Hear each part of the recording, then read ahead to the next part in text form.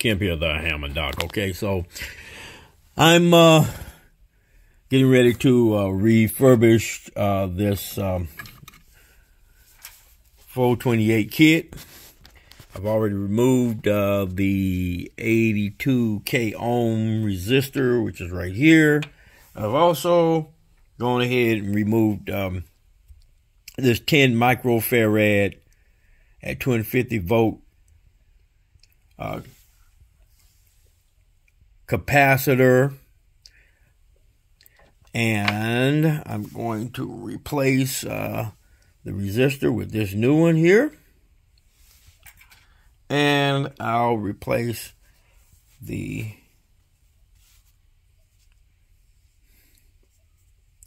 capacitor with this one, and it'll be turned like that. Okay, so positive end this way, negative end that way.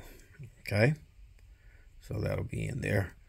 I'm using a 10 microfarad at 450 volt. Okay, that's what I'll be using in there to rebuild this 428 8000 kit. Dr. Kemp, the Hammond Doc.